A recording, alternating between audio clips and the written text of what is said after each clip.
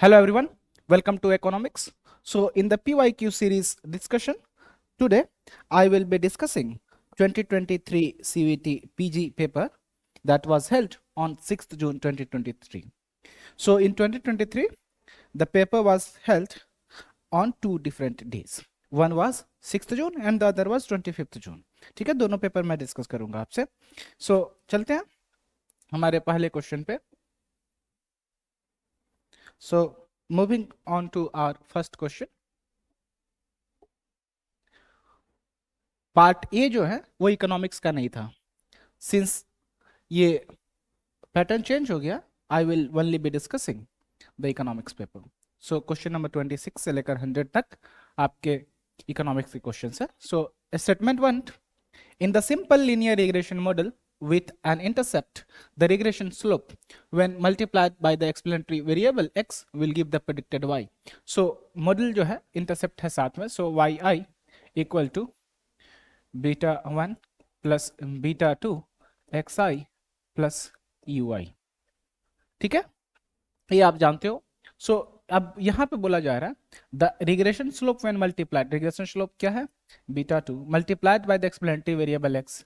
अगर इसको मल्टीप्लाई करते हो, this will give the predicted y, यानी कि y हैट. सो ये कहने की बात है. कहने का मतलब अगर आप yi हैट निकालना चाहते हो, that is same as b2 xi, then I will say कि फिर ये बीटा 1 कहाँ गया. यहाँ पे विथ इंटरसेप्ट की बात हो रही है. So this statement is wrong. ठीक है, ये जो स्टेटमेंट इन्होंने बताया है वो गलत है. क्यों? क्योंकि इसमें इंटरसेप्ट भी ऐड होना चाहिए. In the simple linear regression model, the regression slope indicates by how many units y increases given a 1 unit increase in x. बिल्कुल सही बात है. So both statement 1 and 2 are correct. No. Incorrect. No. Statement 2 incorrect. No. Statement 2 is correct. Statement 1 is incorrect. So option 4 will be the right answer for this particular question. ठीक है. Now coming to the next question. Question number 27. Which one of the following is the principal operating instrument of monetary policy of RBI currently? So एक question आपका drop हो गया था. क्यों drop हुआ था? अगर आप देखोगे प्रिंसिपल ऑपरेटिंग इंस्ट्रूमेंट, सो रेपो रेट भी है, सीआरआर भी है, एसएलआर भी है, बैंक रेट भी, सारे ही हैं. इसी कारण से ये आपका ड्रॉप किया गया था.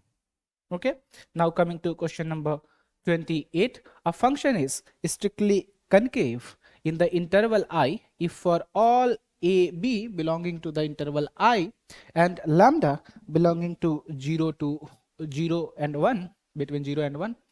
in that case strictly concave. तो strictly concave में weak inequality तो होगी नहीं, तो ये दोनों तो पहले ही चले गए.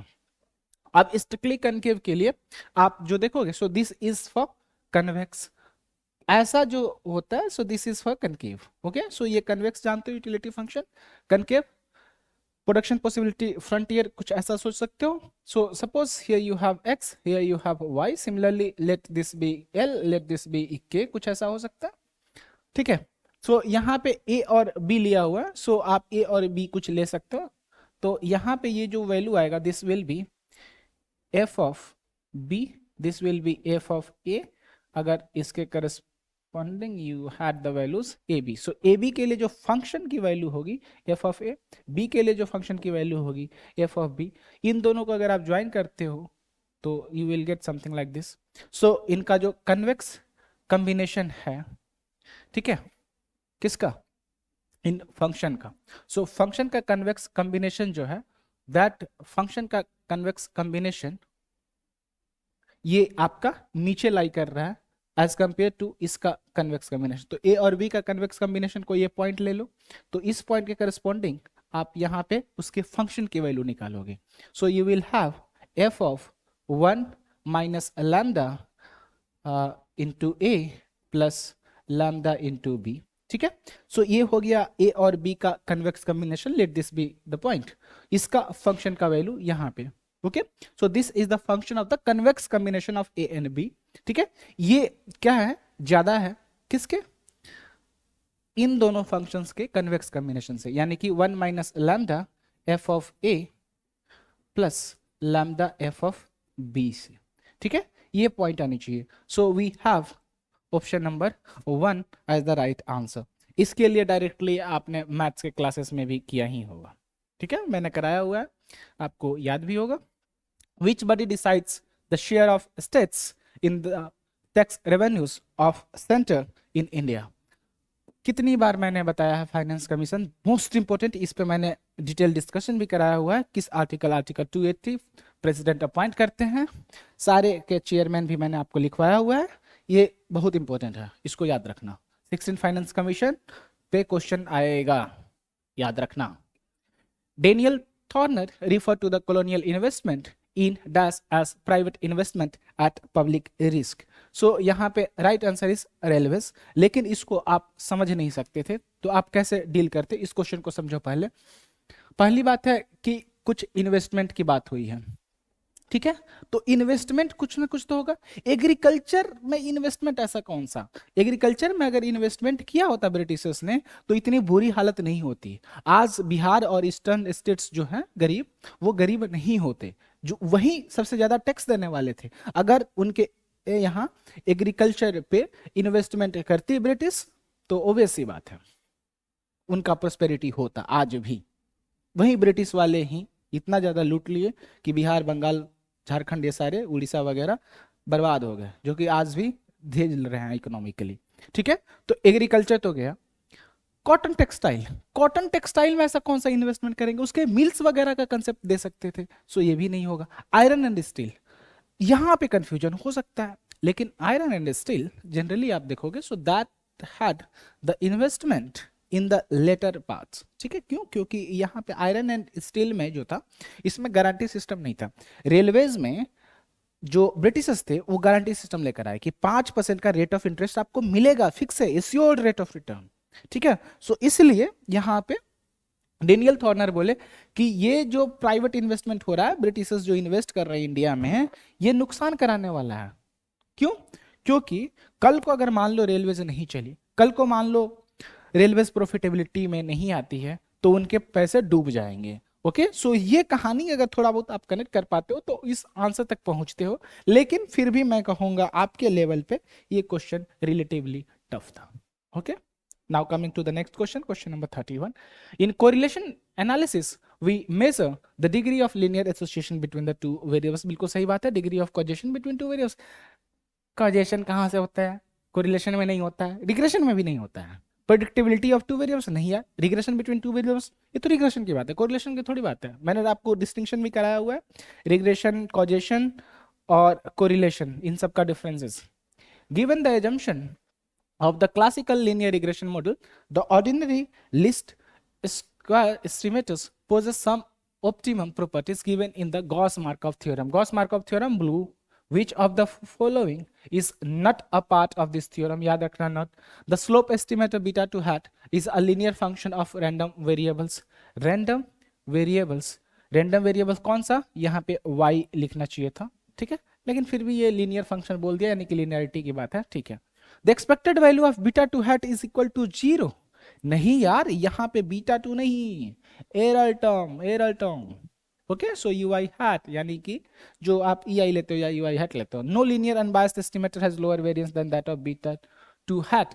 बिल्कुल, यही तो OLS की बात है। सो ordinary least square, that is OLS। याद रखना, लिस्ट स्क्वायर क्यों बोलते हैं, क्योंकि you minimize the square of the error terms या रैंडम टर्म, ठीक है, इसलिए उसको लिस्ट स्क्वायर बोलते हैं। ये भी क्वेश्चन हो सकता है, तो याद रखना मिनिमाइजेशन में आप लिस्ट स्क्वायर्स ढूंढ रहे होते हो, किसका, एरर टर्म का, ठीक है। So that is the sum of squares of the error term is being minimized, that's why it is called least squares। okay, so ये भी सही है। the estimated beta 2 hat is an unbiased estimator, बिल्कुल, ये unbiased की property हो गई, ये बेस्ट की प्रॉपर्टी हो गई, यानी कि इफिशियंसी या बेस्ट दोनों सेम ही बात है, वेरिएंस जिसमें कम हो, और ये लिनियरिटी की, ये गलत हो गया। सो this will be the right option for this particular question. Fine, now coming to the next question, question number 33. The fiscal deficit, revenue deficit and interest payment of a country are 53,000 344 ये physical deficit है, ये आपका revenue deficit है, ये आपका interest payment है. What is the primary deficit? So primary deficit के लिए क्या करते हो? You know that primary deficit equal to fiscal deficit minus interest payment. So fiscal deficit में से इंटरेस्ट पेमेंट करोगे, so you will get option 1. अब यहाँ पे कुछ बच्चे क्या करते हैं ना, यहाँ पे कुछ ना कुछ गोल मटोल करने लगेंगे. वो नहीं करना. अगर आपको इन्फॉर्मेशन ज्यादा दी गई है तो भी आपको उतना ही कंज्यूम करना है जो आपके काम का हो. ये नहीं कि अगर खाना बहुत अच्छा बन गया तो मैं कुछ ज्यादा ही खा लूं. सो जानते ही हो तबीयत खराब होती है. यही होता है एग्जाम में. सो एग्जाम में हमेशा आपको ध्यान रखना है कि ज्यादा इन्फॉर्मेशन दी हुई हो फिर भी आपको वही इन्फॉर्मेशन यूज करनी है जो आपके काम का है. Fine. Now coming to the next question, question number 34. For the utility function u of xy equal to xy and given budget constraint m equal to pxx plus pyy, what is the optimum bundle of consumption of x and y? So ये corp Douglas है. u of xy equal to xy, so you can write this as x का power 1 y का power 1. Okay, so you can have this as x का power alpha y का power beta, कुछ ऐसा होता था u of xy. so this has alpha equal to 1 beta equal to 1, कुछ ऐसा जानते हो. so इसके लिए जब आपके x की वैल्यू निकालते थे, so value of x was equal to alpha upon alpha plus beta m upon px, यही होता था. y का जो वैल्यू होता था that was like beta upon alpha plus beta into M upon P Y. Cobb Douglas में यही आता है, आपको मैंने कराया हुआ है, यही याद रखना. इसी से डायरेक्टली आपके क्वेश्चन सोल्व हो जाएंगे. सो अल्फा का वैल्यू 1, अल्फा प्लस बीटा का वैल्यू 2, एम का वैल्यू एम पी एक्स. सो एम अपॉन 2 पी एक्स पहला तो ये आ गया. इसी तरह यहाँ बीटा का 1, alpha plus beta 2, M upon P Y दोनों को देखोगे. So option number 2 is the right answer for this particular question. ठीक है. Now moving on to the next question, question number 35. The expansion path identifies the least cost combination of inputs required to produce various levels of output. यही होता है forms demand curve for inputs. No, the various combination of input that can be used to produce a given level of output. No, the least cost combination of outputs नहीं है. देखो ये क्या है, आपका आइसो कॉस्ट लाइन है. Okay, कुछ आपके आइसो क्वांट्स होंगे. ओके, इन सबको अगर आप ज्वाइन करोगे, so this is called your expansion path.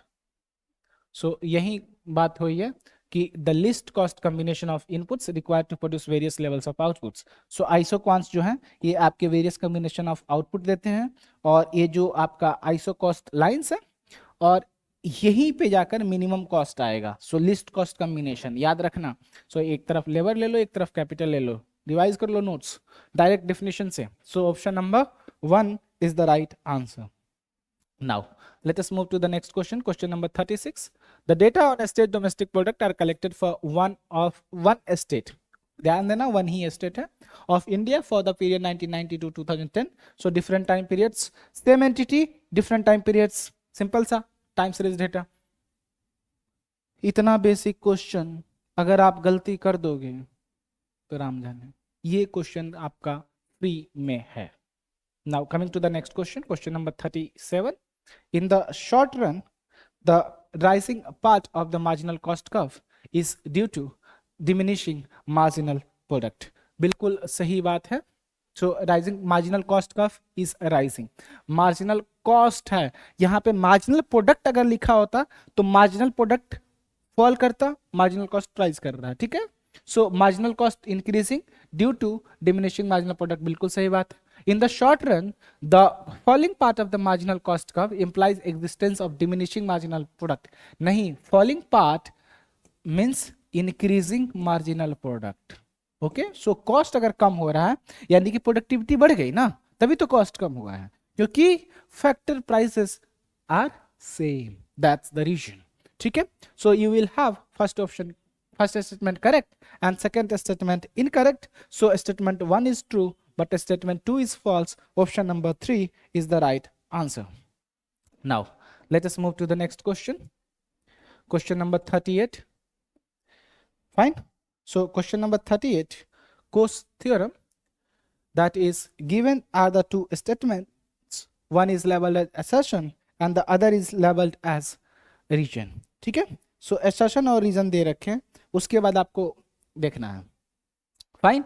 So Coase theorem states that as long as property rights are defined and enforced, bargaining between parties can ensure an efficient outcome in the presence of externalities. बिल्कुल सही बात है कि जब भी आपका Coase theorem apply होगा, सो उसके लिए प्रॉपर्टी राइट्स डिफाइंड होना चाहिए, और प्रॉपर्टी राइट्स अगर डिफाइंड होंगे तो हमेशा इफिशिएंट आउटकम आएगा, एक्सटर्नैलिटी रहे तो। ठीक है। सो एक्सटर्नैलिटीज के लिए सॉल्यूशन में आपने पढ़ा था कि कोस थ्योरम जैसी प्रॉपर्टी। ठीक है। तो Coase theorem given by Ronald कोस, याद रखना, वो मैंने क्लास में आपके करा रखा है। Now coming to the reason, the assignment of property rights with bargaining among parties can resolve externality problem when the number of parties involved is large. नहीं, parties involved is small. अगर large होंगे तो फिर उनके बीच में सहमति नहीं बनेगी, उनके बीच में एग्रीमेंट नहीं होगा, एग्रीमेंट नहीं होगा तो और ज्यादा टफ होगा, क्योंकि सबके आइडियाज, सबके कॉस्ट बेनिफिट एनालिसिस अलग अलग होने लगेंगे. That's why this statement is wrong.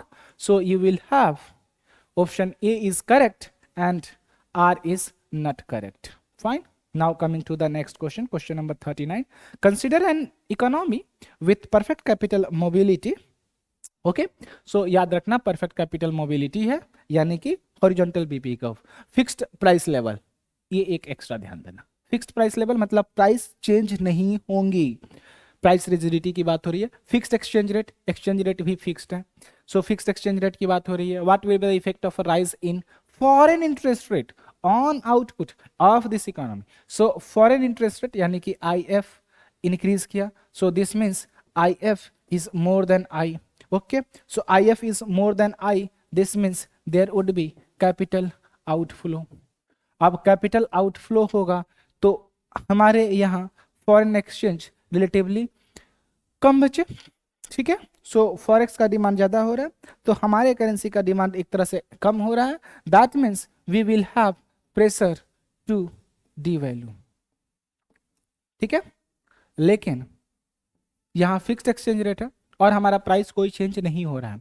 Price change नहीं हो रहा है तो एक तरह से आपके ऊपर प्रेशर है, लेकिन आप डिवैल्यू नहीं कर रहे हो.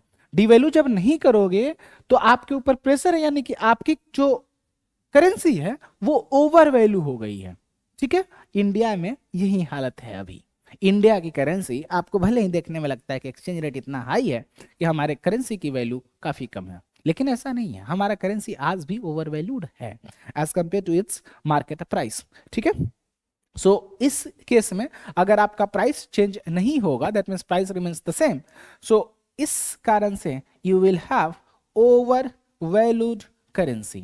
जब करेंसी ओवर वैल्यूड होती है उस समय आपका एक्सपोर्ट महंगा हो जाएगा. सो एक्सपोर्ट हो जाएगा एक्सपेंसिव, इंपोर्ट हो जाएगा आपका cheaper. In that case you will have decline in the exports. Okay, so you will have exports falling. export fall करेगा तो आपका output क्या हो जाएगा, कम हो जाएगा. so your on output you will have decline in the output. okay, I hope इससे आपको clear लगेगा. fine. now let us move to the next question. Question number 40. Match the following. ये भी मैंने सारा करा रखा है. The shape of an indifference curve for two bads. Two bads के लिए कनकेव टू द ओरिजिन. ठीक है. The shape of an indifference curve for one good and one bad upward sloping. The shape of an indifference curve for one good Y. Good Y, one neutral X. तो neutral से कोई चर्चा नहीं है, कोई discussion नहीं, neutral से कोई मतलब नहीं है. ठीक है. सो गुड वाई, वाई की तरफ में ज्यादा, so this will be something like, it will be Y deciding all the indifference curves की रैंकिंग. ठीक है. सो वाई का जितना अमाउंट होगा वही डिटरमाइन करेगा किस यूटिलिटी लेवल पे हैं आप. सो this will be like something like this. ठीक है. क्योंकि जो क्वांटिटी है आपके न्यूट्रल गुड्स की यहाँ पे न्यूट्रल है, सो न्यूट्रल की क्वांटिटी का कोई मतलब नहीं है. Okay, so you will have this case. The shape of an indifference curve for one bad and one neutral. यहाँ याद रखना higher for an higher indifference curve. So इधर की तरफ बढ़ोगे सो गुड की क्वांटिटी बढ़ रही है, गुड की क्वांटिटी बढ़ेगी तो यूटिलिटी बढ़ रही है. लेकिन अगर इधर बैड होता है that is for option D. So यहाँ पे न्यूट्रल, यहाँ पे आपका रहता है bad. So in this case अगर आप कुछ ऐसा बताते हो, सो इस केस में बैड की क्वांटिटी जितनी कम होगी उतना ही ज्यादा यूटिलिटी होगी। So this will have horizontal parallel to X axis, utility rises as we move to a lower indifference का मतलब नीचे की तरफ आओगे तो यूटिलिटी इंक्रीज होगी। सो you will have A2, B3, C4, D1। So option number 2 will be your right answer. ठीक है, सो डायरेक्टली आपके नोट्स से ही क्वेश्चन था। Question number 41, evolution of provincial finance in British India. ठीक है, ये क्वेश्चन मतलब आपको मैंने एक प्रोवाइड किया हुआ था कि किसने कौन से बुक्स लिखे हैं आपके, अगर पोर्टल पे अगर आपको नहीं दिख रहा है सो आप टेलीग्राम चैनल पे भी देख सकते हो। ओके, सो जो लोग हमारे कोर्सेज में रजिस्टर्ड नहीं है they can visit to my Telegram channel. Economics का जो टेलीग्राम चैनल है उस पर आप जाएं और वहां से आप इसको देख लें। So evolution of provincial finance in British India. So provincial finance आ गया तो बी आर अम्बेडकर आरबीआई के इस्टेब्लिशमेंट के लिए जो भी कमेटी बनी थी उस कमेटी के ये मेंबर थे। Essays on Indian economics. ठीक है, so essays on Indian economics, MG Ranade, Hind Swaraj ये तो जानते होगे, Mahatma Gandhi, poverty and British rule in India ये तो यार सबके जुबान पे ही होता है। So you have A2, B4, C1 and D3। so you have option number 2 as the right answer। ठीक है, now coming to the next question, question number 42। so for 42, mode क्या है? Measure of central tendency. Quartile deviation, so quartile deviation is a measure of dispersion, correlation coefficient, measure of strength of linear relationship, standard error, measure of sampling variability। so you have A3, B4, C2 and D1। so option number 3 will be your right answer for this particular question। now coming to the next question, question number 43, a general linear programming problem which is a maximization problem। ठीक है, in two decision variables, दो variables हैं x1 and x2 and two resource constraints. So दो constraints है, अब इनको कैसे setup करोगे सो ये देखना है। So specify the inequality constraints also known as the resource constraints as a11 x1 plus a12 x2 less than or equal to b1 and a21 x1 plus a22 x2 less than or equal to b2 and non negativity constraint. ठीक है, मान लो ये constraint की बात हो रही है। Solve the problem and plot the constraints on a graph in x1 x2 space to define the feasibility. ये तो आ रहा है कि बिना कंस्टेंट के आप सोल्व नहीं करोगे, इसके बाद तो ए आएगा। ठीक है, specify the criterion function which involves maximizing a linear function. ये तो ऑब्जेक्टिव फंक्शन है, सो ये तो पहले आना चाहिए तभी जाकर सोल्व कर पाओगे। सो ये तो इसके पहले आना चाहिए। ठीक है, यानी कि सी शुड कम बिफोर बी, तो सी बी के पहले आना चाहिए। तो यहाँ पे सी बी के पहले नहीं है तो ये ऑप्शन तो गया, और ए के बाद बी आना चाहिए, ए के बाद बी आना चाहिए तो ये ऑप्शन भी गया, ये ऑप्शन भी गया। ओके, तो यहीं से आप निकाल सकते हो ऑप्शन नंबर 2।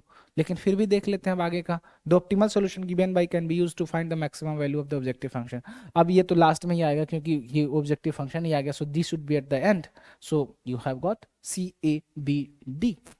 अब इसको आप फिर से रिविजिट कर भी सकते हो। Fine, so option number 2 will be the right answer for this particular question। ठीक है, now coming to the next question, question number 44। अब ये थोड़ा सा ध्यान देना है, ये भी आपको मैंने बोल रखा था कि कुछ रेगुलेटरी बॉडीज जो हैं और कुछ इंपोर्टेंट बैंक्स जो हैं इनके आपको क्रोनोलॉजिकल ऑर्डर के लिए याद रखना है उनके ईयर्स। ठीक है, सो ये मैंने आपको एक्ट भी पढ़ने के लिए बोला था और मैंने आपको ये भी बताया था कि you have to go through when the establishment of such bodies were there। okay, so ये दोनों आपको याद होना चाहिए। now coming to our nationalization of banks, nationalization of banks Indira Gandhi की थी, 2 बार की थी, 1969 एंड 1980। ठीक है, आई होप आपको रिकॉल होगा इससे। now मैं लिखवा ही देता हूँ। सो यू हैव 1969 में पहला हुआ था, second was in 1980। So that will be one thing. Establishment of RBI आपका RBI act. Okay, RBI act आया था आपके 1934 में and establishment of RBI was done in 1935। So act आपका 1934, लॉन्च ऑफ मनरेगा 2005 में एक्ट आया था सितंबर में, 2006 से चालू हुआ था। सेकेंड 5 ईयर प्लान 1956 से 61। Okay, establishment of SEBI, SEBI का इस्टेब्लिशमेंट वाज डन इन 1988, लेकिन सेबी एक्ट जो था that was in 1992। Okay, so ये आप याद रखना। नाउ लेट अस सी, सबसे पहले क्या है, establishment of Reserve Bank of India. So option number B, directly यहीं से आ गया। सो बी, फिर उसके बाद डी, उसके बाद ए। So 1935, 1956, 1969, then you have 1988, then you have 2005. Okay, so you have got this right answer as option number 2. Even इसके अलावा आपको आईसीआईसीआई, एसबीआई, इन सब चीज़ों को याद रखना है, नाबार्ड। ओके, सो ये ईयर्स आपके इंपॉर्टेंट हो जाते हैं।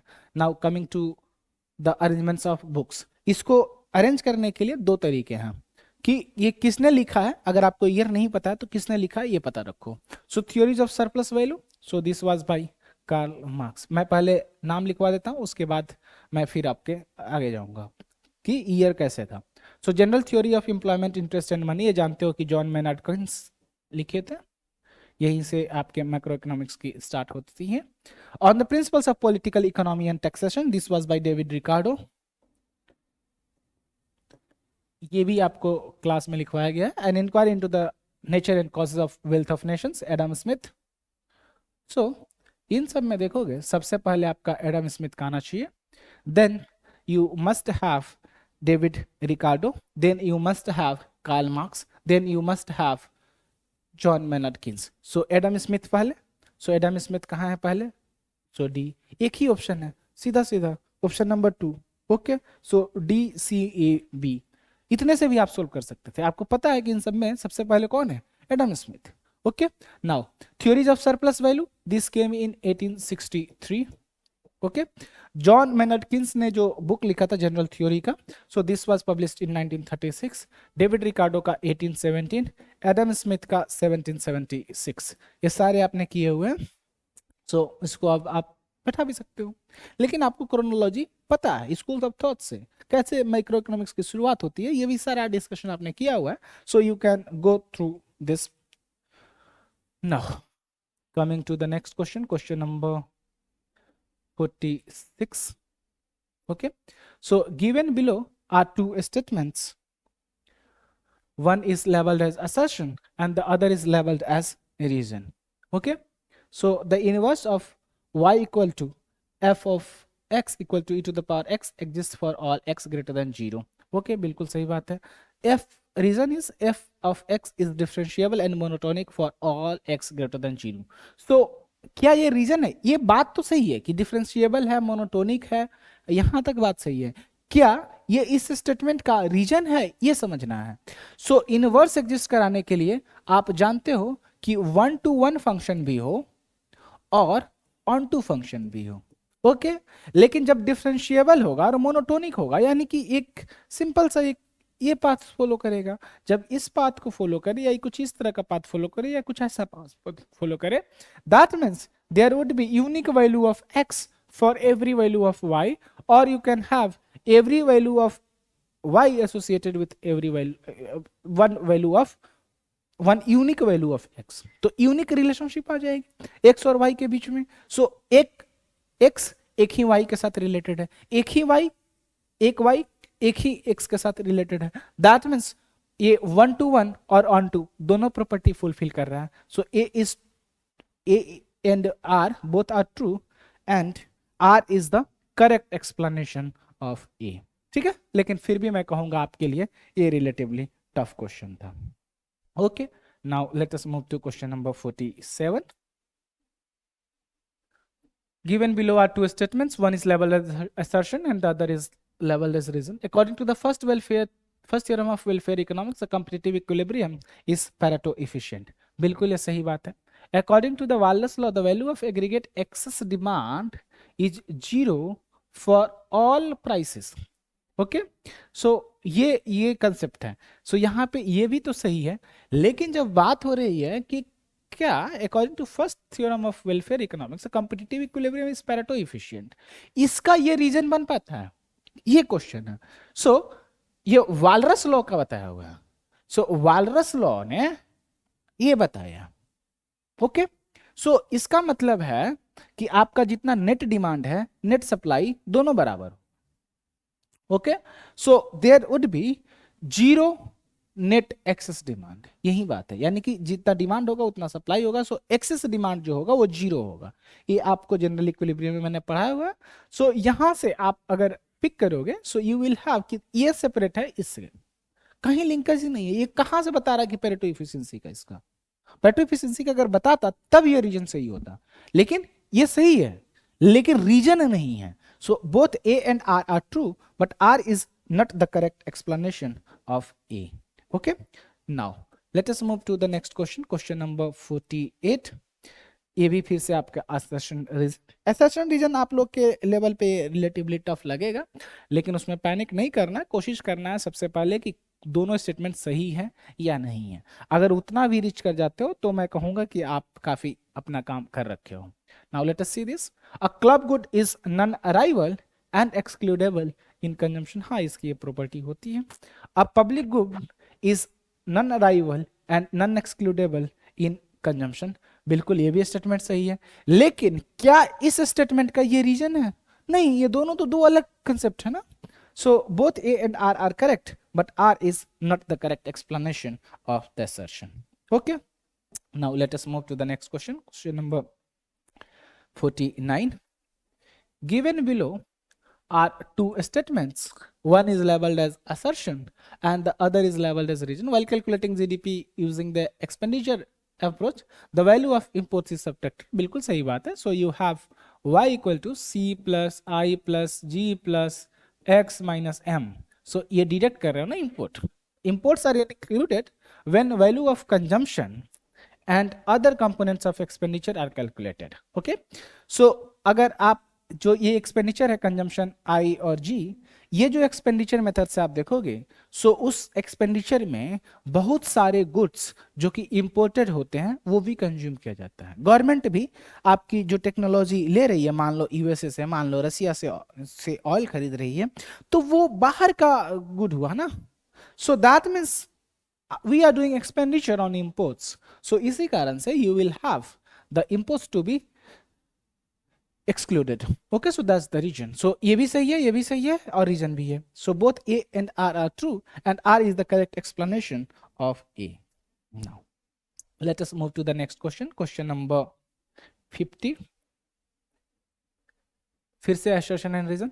For a differential equation x dot plus ax equal to b, ठीक है, x डॉट को जानते ही हो कि इसका डेरिवेटिव हो गया टाइम के रिस्पेक्ट में। For a not equal to 0 f of x equal to x dot equal to b minus ax and the equilibrium is at x equal to b by a. This equilibrium is stable for a greater than 0. बिल्कुल सही बात है। जब ये condition आता है so you have this, अगर ये सही, ये असर्शन है, ठीक है, सो ये मान लो ये सही है ऐसा। The equilibrium is obtained for x dot equal to b minus ax, x dot equal to b minus ax equal to 0 or x equal to b upon a. Stability is obtained when f prime x is less than 0. बिल्कुल, अगर f prime x is less than 0 तो ये stable होता है। When you have f prime x greater than 0 तब आपका unstable होता है। Now let us see. अब f प्राइम x अगर देख रहे हो सो f प्राइम x इसका क्या आएगा, अगर इसको डिफरेंशिएट करोगे f prime x, so you will have this as minus a, तो इसका वैल्यू आ गया minus a। So the equilibrium is stable if a is greater than 0। So a अगर पॉजिटिव होगा यानी कि a पॉजिटिव होगा तो f प्राइम x नेगेटिव होगा। Okay, so f prime x negative होगा तो ये स्टेबल हो जाएगा। सो a भी सही है, ये भी सही है, ये डिफिनेशन नहीं होता है। So both a and r are true and r is the correct explanation of a। So differential equation, difference equation से जो क्वेश्चन पूछे जाते हैं वो डायरेक्टली पूछे जाते हैं। सो इस पे थोड़ा सा ध्यान रखना। Now coming to question number 51, when the demand curve shifts if the supply curve is steeper. अब यहां ध्यान दो, डिमांड कर्व को शिफ्ट कराना है। Okay, so you have quantity, you have price, so you have demand, demand shift कराया, ये supply हो गया।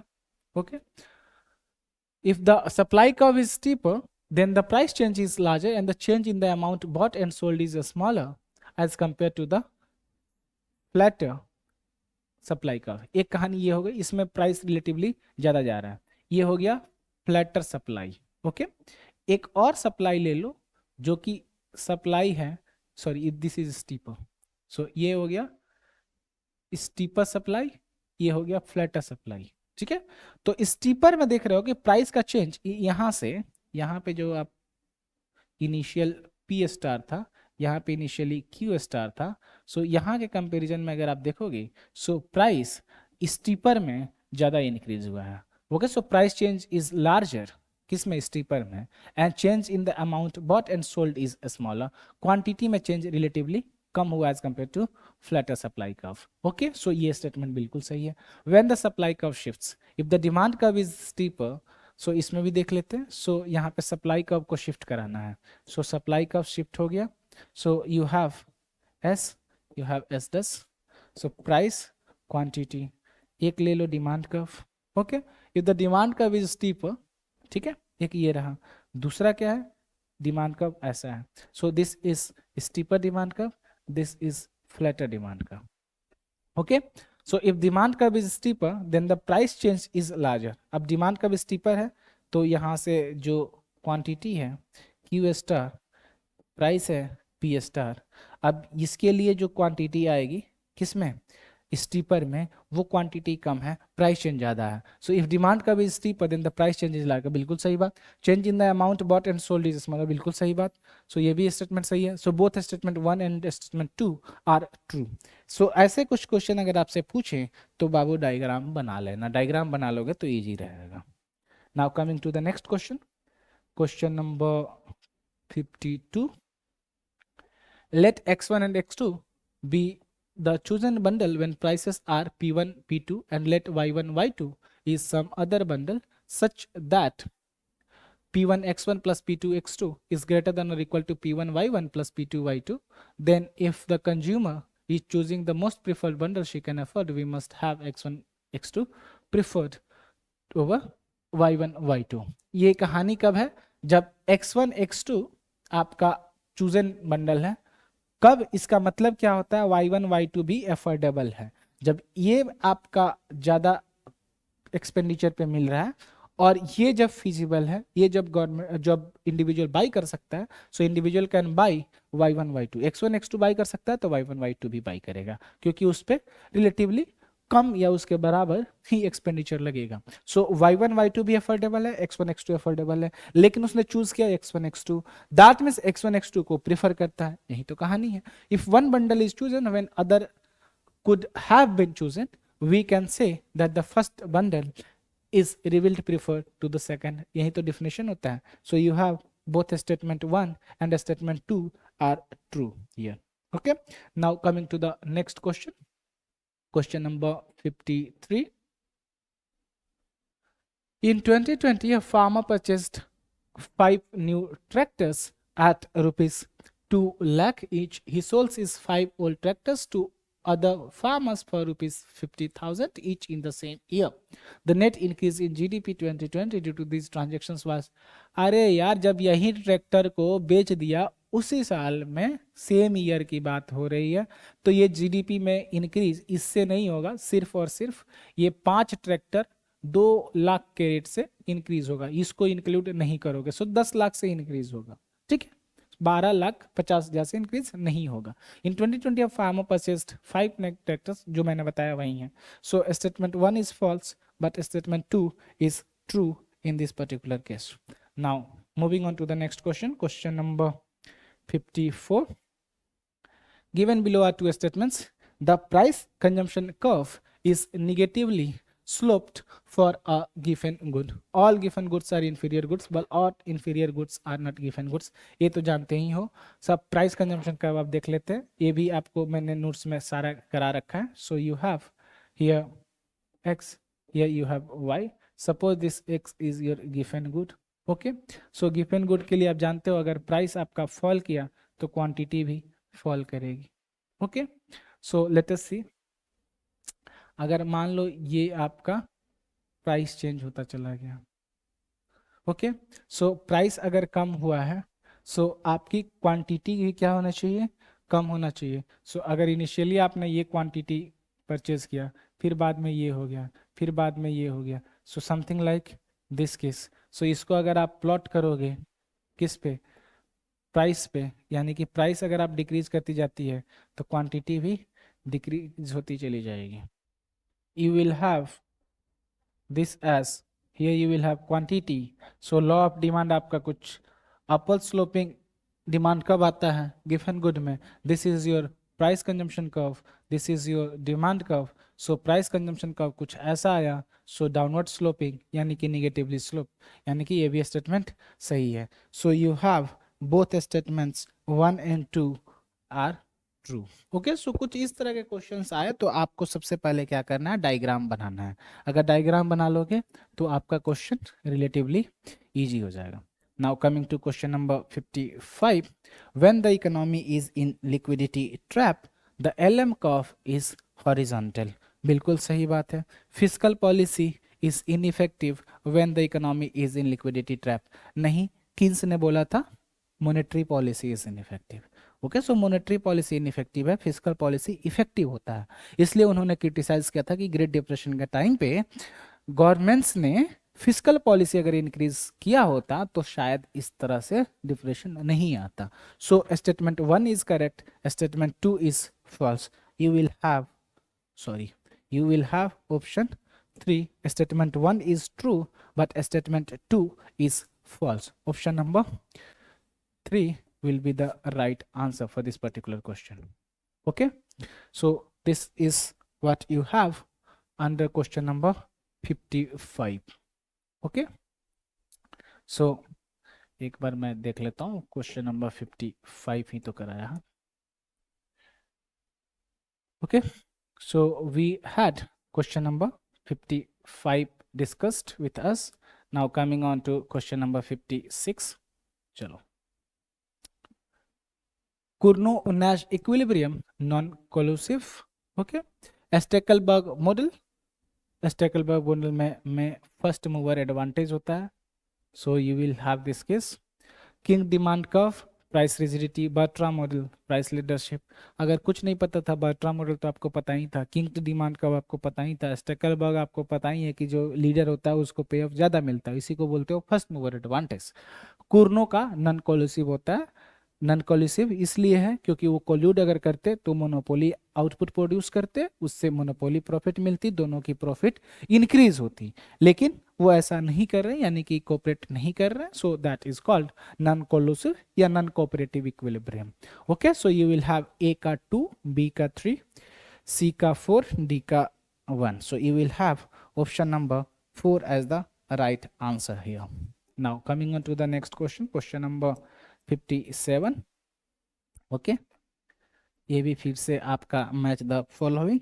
Now let us see Phillips curve inflation and unemployment का trade off, vertical AS curve, so in vertical AS curve there is no long run trade off, long run की बात करते हैं inflation and unemployment rate की।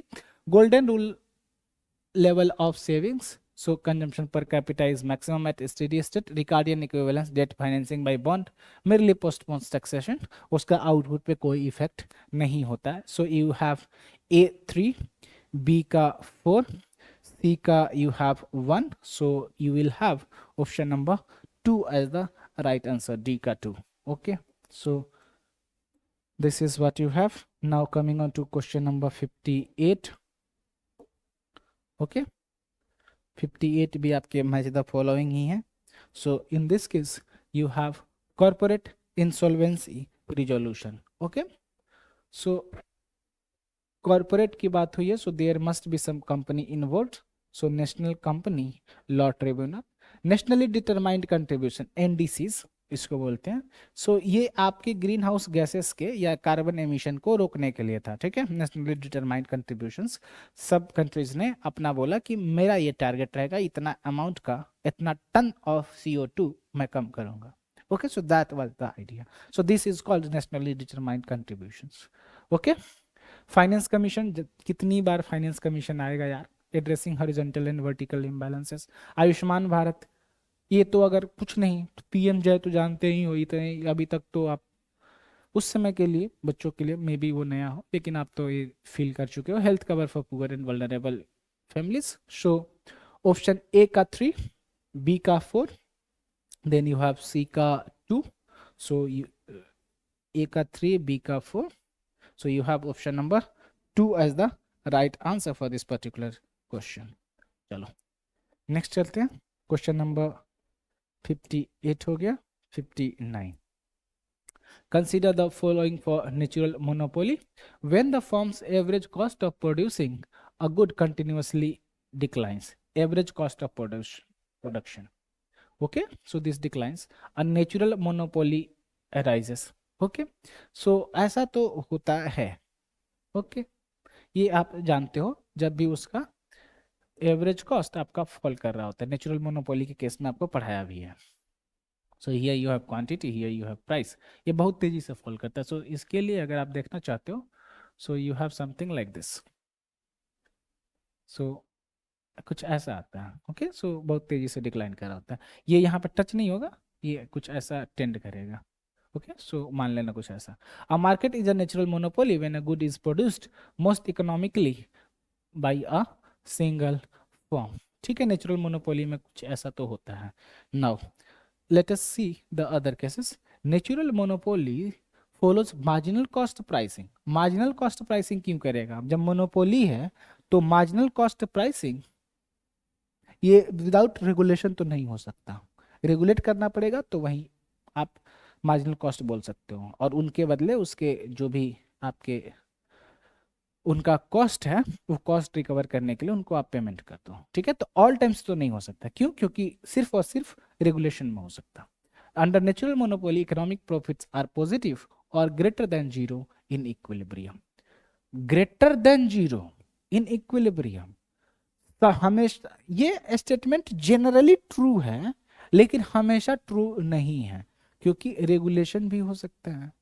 You may have the case कि आपका average cost may be more then price, ये भी situation हो सकता है, हो तो कुछ भी सकता है। So this may not be true, A and C will be true, so option number 3 will be the right answer for this particular question. Now coming to question number 60, the Bengal and Bihar are permanent settlement, बिल्कुल सही बात है। Okay, UP and Punjab had ryotwari system, नहीं, UP and Punjab had mahalwari.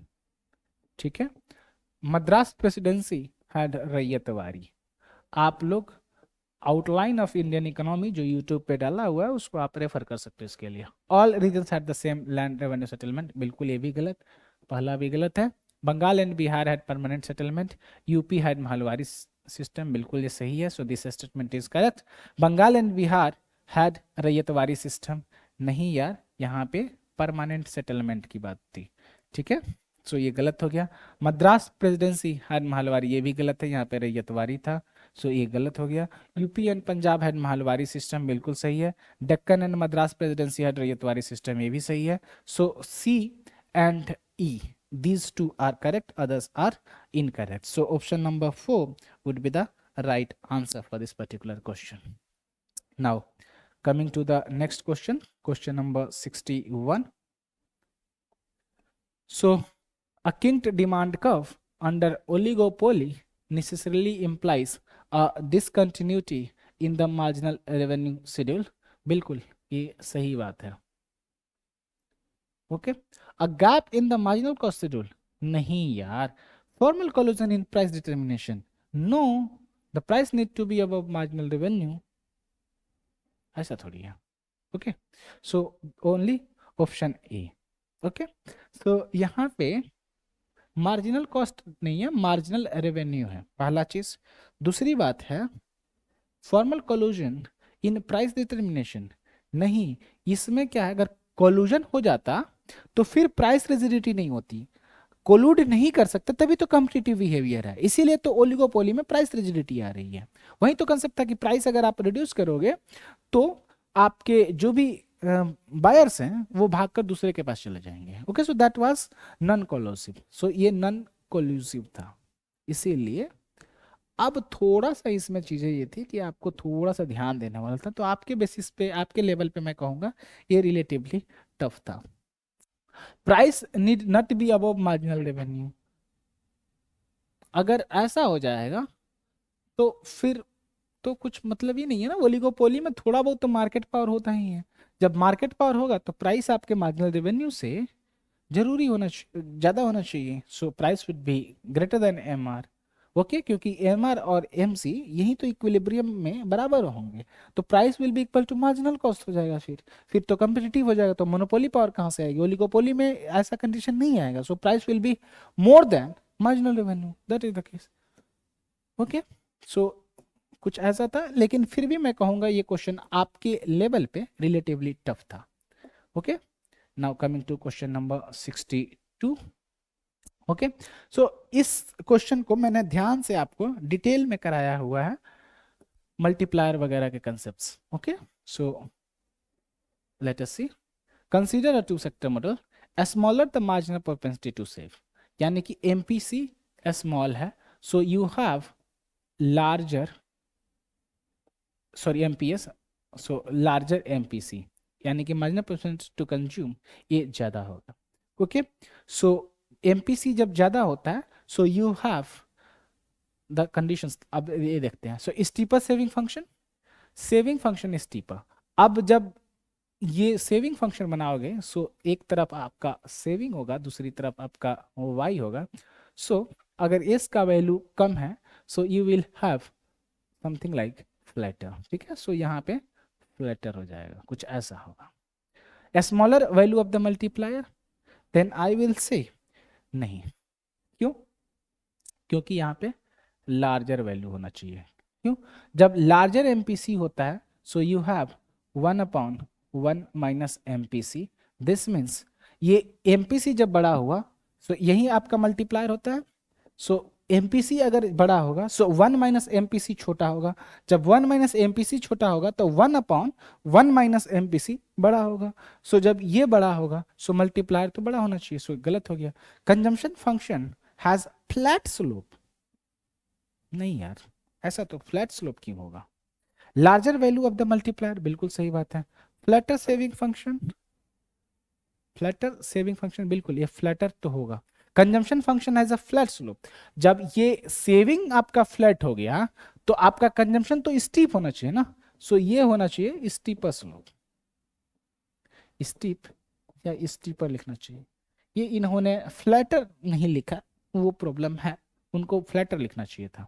ठीक है, सो steep होना चाहिए, steeper होना चाहिए। So you have D and E as the right answer for this particular question. Now coming on to the next question. चलो, question number 63। हाँ, अब ये दांडी मार्च, मार्च है, मार्च के महीने में ही। Okay, so state monopoly over salt production, Swadeshi movement was about deindustrialisation. British goods को अवॉइड करो, उनको बॉयकॉट करो, और इंडियन गुड्स पे फोकस करो। Champaran movement, that was over choice of crop. ये दोनों रिलेटेड आपको लगेंगे, लेकिन यहाँ पे चॉइस ऑफ क्रॉप्स इंडिगो के लिए था। डेक्कन राइट्स, राइल्स हैं तो ऑब्वियस सी बात है, कुछ गरीबी वगैरह का सिनारियो होगा। सो यू हैव ए का 3, बी का 4, सी का 2 and D का 1. So option number 2 is the right answer for this particular question. Now coming on to the next question, question number 64. हाँ, एक क्वेश्चन आपके लिए रिलेटिवली टफ हो सकता है, लेकिन अगर थोड़ा सा ध्यान दोगे तो चीजें सॉल्व कर सकते हो। Okay, so let us see, new economic policy 1991, war in Ukraine, COVID के बाद वार स्टार्ट हुआ था 2022 में फरवरी। ओके, ये आप जानते हो। ग्लोबल फाइनेंशियल क्राइसिस 2008, कोविड 19 ये 19 के नाम पे ही बना है। अब आता है east Asian financial crisis. East Asian financial crisis happened in 1997. So first would be new economic policy, that would be E. Option solved, E, A, C, उसके बाद B, D। अब यहां देखो, आप इसमें देखते हैं कि सबसे लेटेस्ट कौन सा है। ये इसको 2008 लिखने दो पहले। सो ये 2022 वाला सबसे लेटेस्ट तो यूक्रेन का वार है ना, तो डी, यहीं से आप आंसर चूज कर सकते थे, उस समय ये नया नया टॉपिक भी था। So now let us move to the next question, question number 64 से नहीं 64 तो शायद ये हो गया, 65। The sequence of ways price flexibility approach of Pigou is, okay, so let us see. Wages and prices declined, real value of assets declined, cost declined and price declined, result in price of assets falling.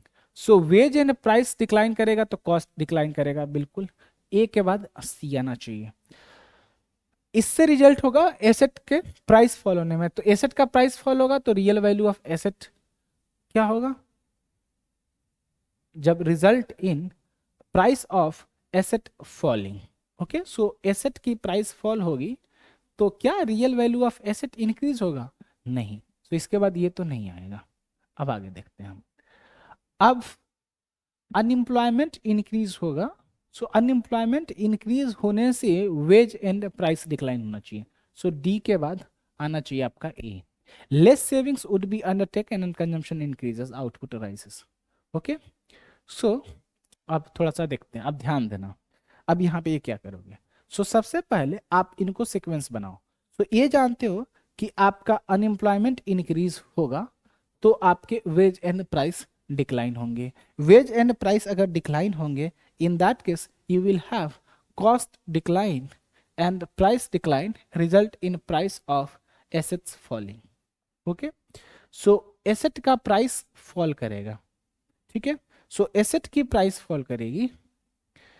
अब यहां ध्यान देना थोड़ा सा, asset जो है ये एक तरह से फाइनेंशियल इंस्ट्रूमेंट्स की बात हो रही है, फाइनेंशियल एसेट्स, तो इनका जो प्राइस है ये नॉमिनल प्राइस के सेंस में बात हो, ओके। सो अगर ये फॉल हो रहा है, so this means real value of assets increases, that means less savings would be undertaken and consumption increases, output rises. So in that case you will have D A C.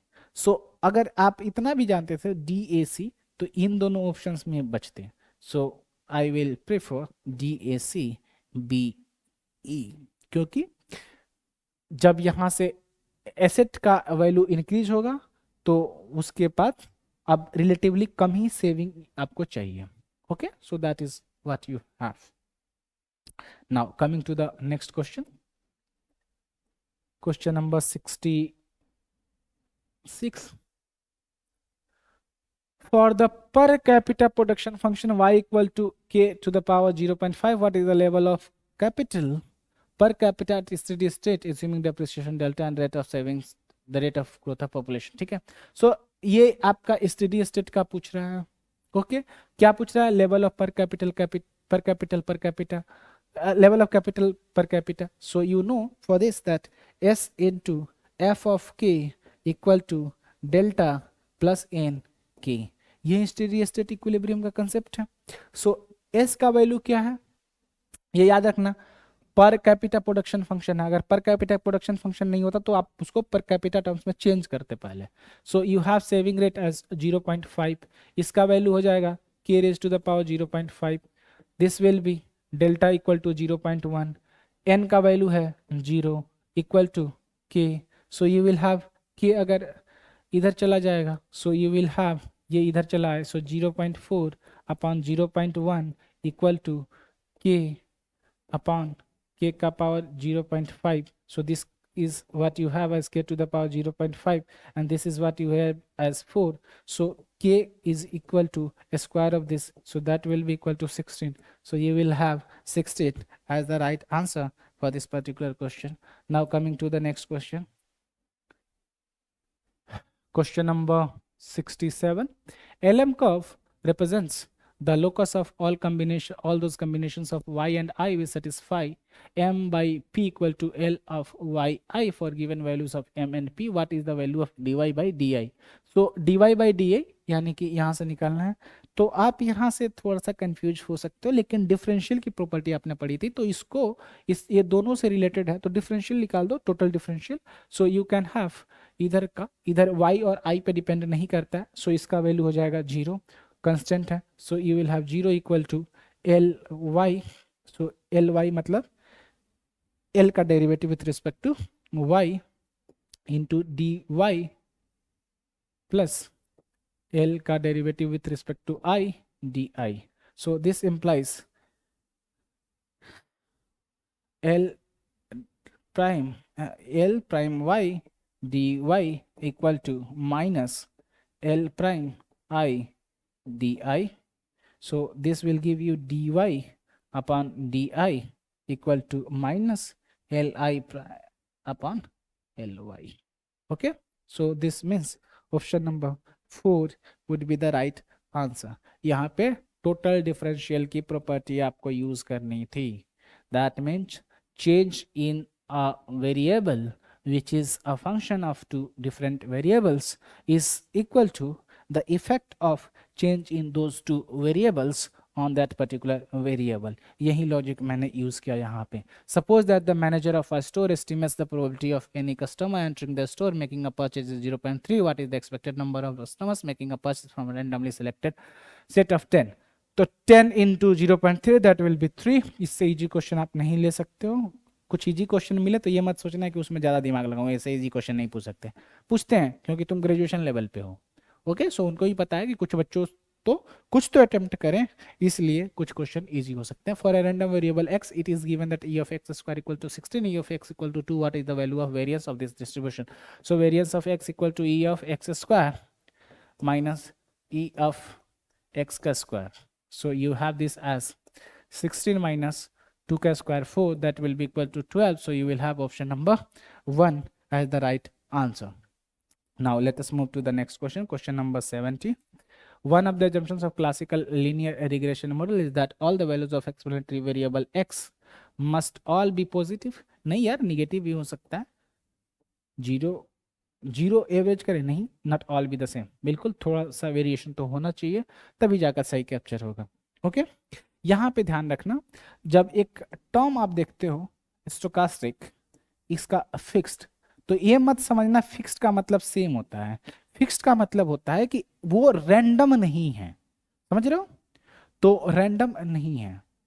जो यहाँ पे term use करते हो, explanatory variables are non stochastic. Stochastic में random होता है, तो non stochastic मतलब फिक्स्ड.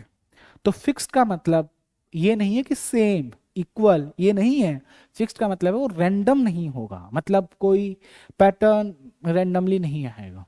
ओके, वो वैल्यू गिवन होगी. Okay, so that might be one confusion. Now let us move to the next question. Question number 71.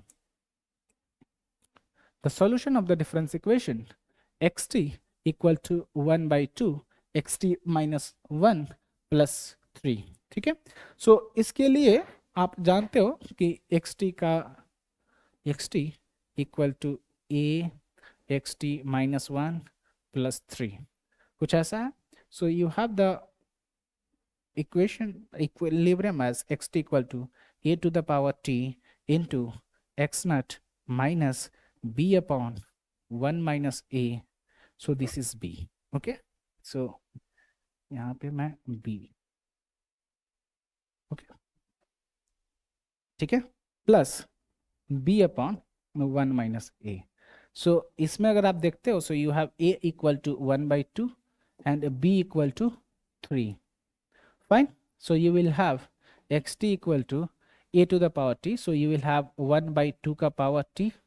Then you will have x naught minus b. b का value है 3. 1 minus a, that will be 1 minus 1 by 2. So that will be 1 by 2. So 3 upon 1 by 2 plus 3 upon 1 minus 1 by 2. So that will be 1 minus 1 by 2 will be 1 by 2.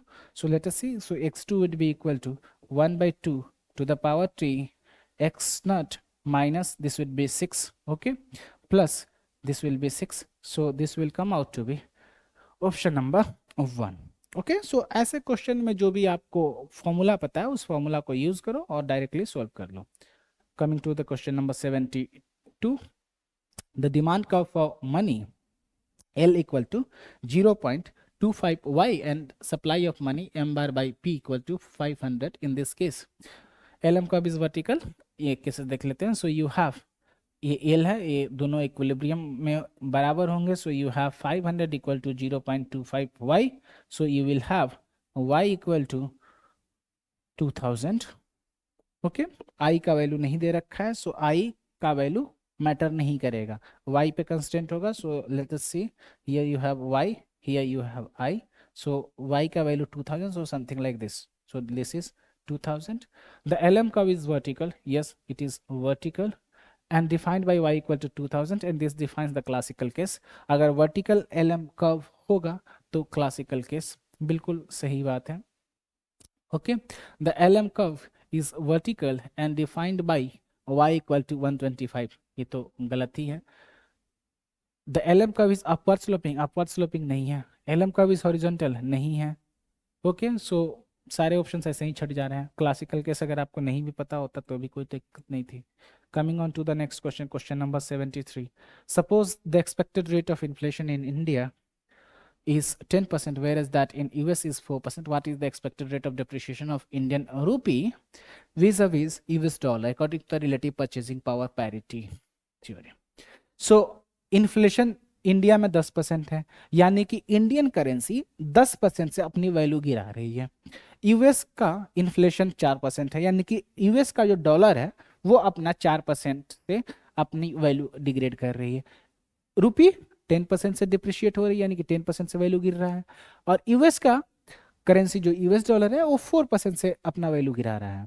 तो net level पे देखोगे India का currency जो कि रूपी और US का currency जो कि डॉलर है, इन दोनों के बीच का, तो रूपी रिलेटिवली 6% से ज़्यादा डिक्रीज कर रहा है. So you will have according to the relative purchasing power parity 6%. ठीक है, सो ये डिप्रिसिएशन होगा.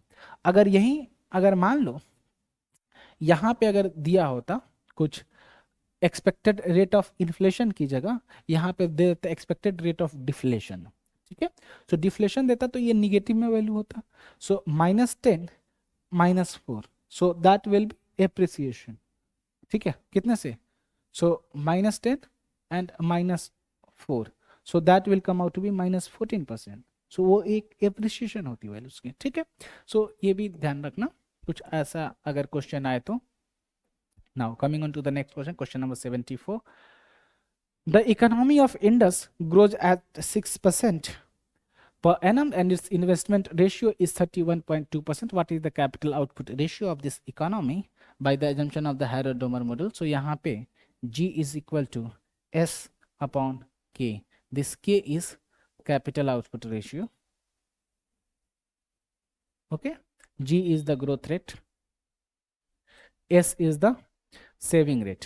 तो एस सेविंग रेट जो है वही तो इन्वेस्टमेंट रेशियो है. ठीक है, सो यू कैन हैव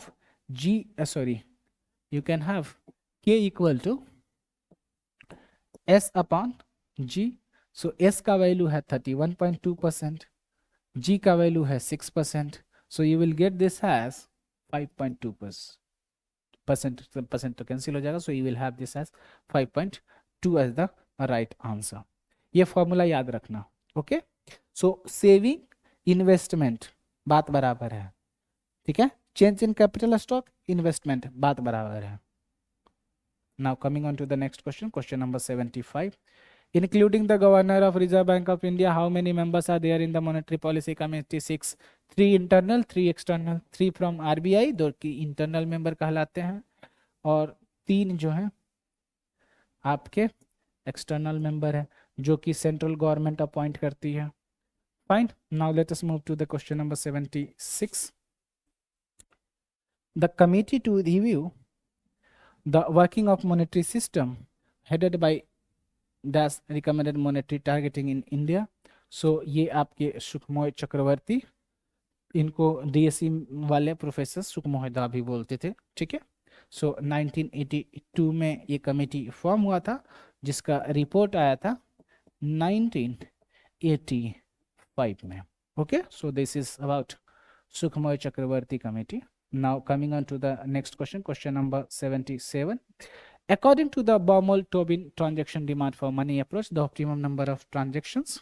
ठीक है, ये क्वेश्चन मैं रिलेटिवली आपके लिए टफ कहूंगा, लेकिन मैंने आप क्लास में कराया भी था. सो ऑप्टिमल कैश ट्रांजेक्शन जो ऑप्टिमल कैश होल्डिंग जो मैंने कराया था that was C star, this was equal to root under 2b/y upon r।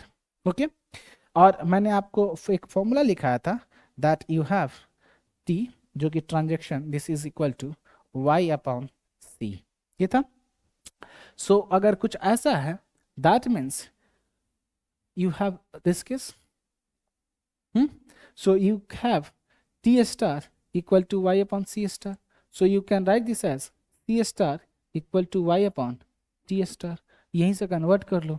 So C star एक फॉर्मूला लिखकर आप दूसरा भी निकाल सकते हो, यही मैं कहना चाहता हूँ।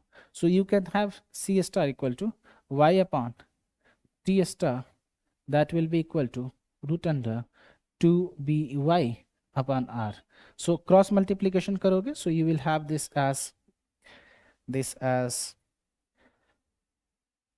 y root under r divided by root under 2b root under y equal to t star. Okay, so root y से y अगर हटाओगे, so you will have root y, so you will have t star equal to root under R Y upon 2b। Okay, so यहाँ जो b था, b was your brokerage cost. Brokerage cost एक तरह से आपका transaction cost है, y आपका income है, r आपका रेट ऑफ इंटरेस्ट है। Now let us see, inversely related to income and directly related to transaction cost and interest rate, नहीं, इनकम से वो डायरेक्टली रिलेटेड है, तो ये गलत हो गया। Directly related to interest rate and income बिल्कुल सही बात है। Inversely related to transaction cost बिल्कुल सही बात है। Inversely related to income, interest rate and transaction cost नहीं, इनकम एंड इंटरेस्ट रेट से डायरेक्टली रिलेटेड है। Directly related to income, interest rate and transaction नहीं, ट्रांजैक्शन कॉस्ट से इनवर्सली रिलेटेड है।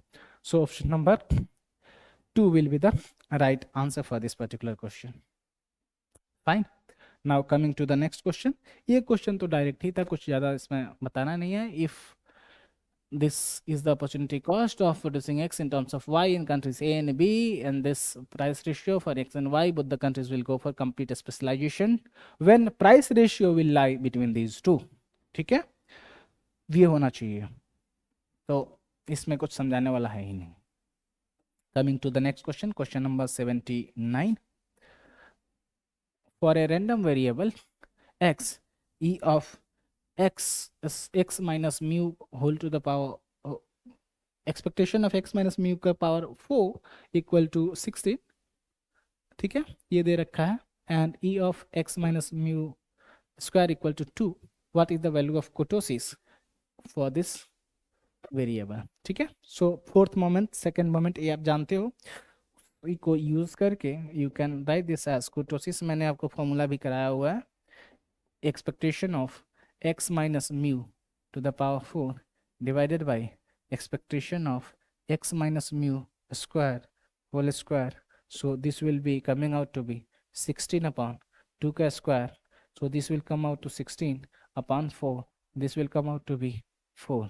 So option number 1 will be right answer for this particular question. Question number 80.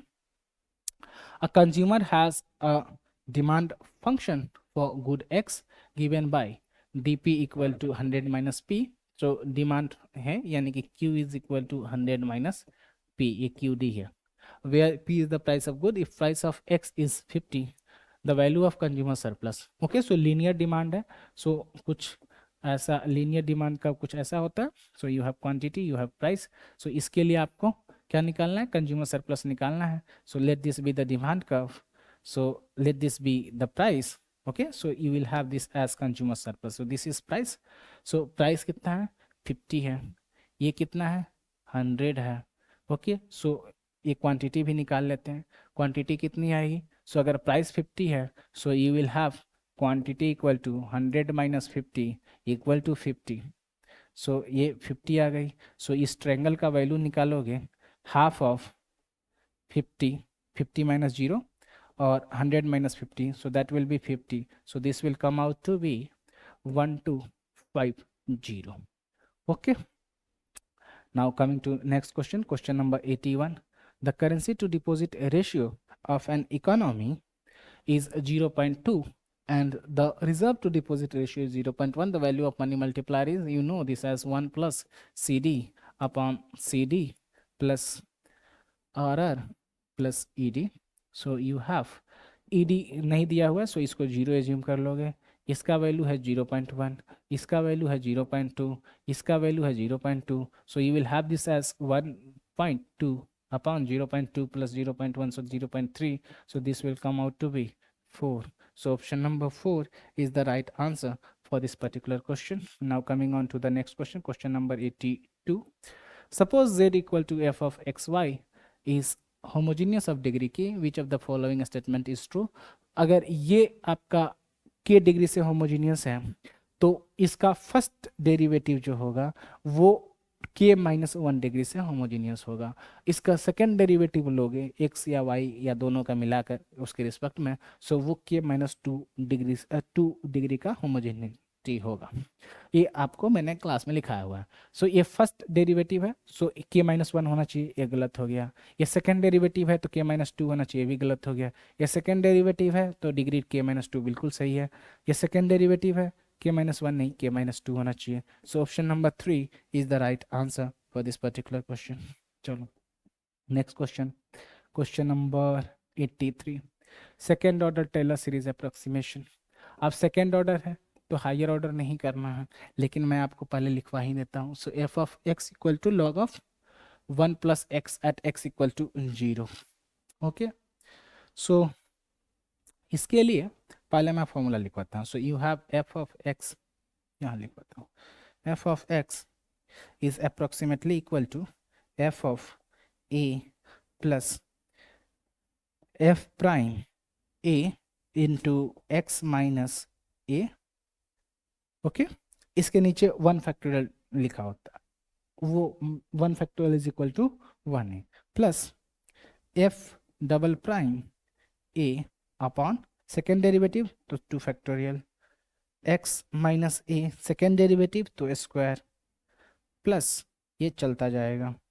Okay, और last में you will have this as F nth derivative at A upon n factorial into x minus A का power n. ठीक है, ये formula होता है, समझ रहे हो. तो 2 डिग्री तक हमें ये निकालना, ये निकालना, ये निकालना है. That's all. सो हमें फर्स्ट डेरिवेटिव चाहिए और सेकेंड डेरिवेटिव चाहिए. So you have F of X equal to ये. सो अगर एफ ऑफ एक्स ये है तो एफ प्राइम एक्स क्या हो जाएगा, this will be equal to 1 upon 1 plus X, फिर इसका डेरिवेटिव करोगे तो 1 आ जाएगा. So you will have this as 1 upon 1 plus X. You can write this as 1 plus X का पावर माइनस 1. ओके, so this is what you can have here. Similarly, you can have f double prime x, that will be derivative of this particular function. So you will have this as minus 1 into 1 minus 1 plus x ka power minus 2. Okay, so this can be written as minus 1 upon 1 plus x whole square. Okay, so ये दो चीजें निकल गई. अब इसके बाद आपको क्या करना है, अप्रोक्सीमेशन निकालना है. यू हैव ए की वैल्यू 0, सो ए की वैल्यू 0 है और x आपका एज इट इज आ जाएगा. So you will have F of x approximately equal to F of a, so that will be F of 0. Okay, so F of 0 will be equal to log of 1 plus 0. ठीक है, plus F prime a, तो F prime a क्या हो जाएगा, so that will be 1 plus 0 का power minus 1 into x minus A. Okay, plus F double prime A, तो यहाँ पे क्या हो जाएगा, एक्स का value 0, so you will have this as minus 1 upon 1 plus 0 का होल स्क्वायर. ठीक है, इसका into 2 factorial will be 2, so X minus 0 whole square. Okay, so you will have f of x that will be approximately equal to f of 0. so f of 0 क्या है, log of 1 plus zero, so log one का value क्या होता है? Log one का value this is equal to zero. Log one का value zero होता है, so you will have this as zero. He will have here as यहाँ पे एक्स माइनस ए का value zero, so you will have one का power minus one, that will be one. यहाँ हो जाएगा X, then you will have here as minus, this will be minus 1 by 2. Here you have x square, so this will come out to be x minus x square by 2. So this is what you get. So x square, sorry, x minus x square by 2 will be the right answer for this particular question. Now coming on to the next question, question number 84. Tobin's Q ratio refers to, this refers to the ratio of the market value of the firm's assets to the cost of producing those assets. पहला ही option बिल्कुल सही है, the ratio of the cost of producing assets to market value of the assets. No, ratio of profit before tax, no.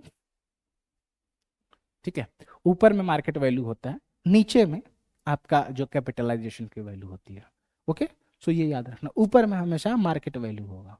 Okay, market value यानी कि monetary terms में उसके stocks, उसके shares के value. Fine. Now let us move to the next question. Question number 85. Okay.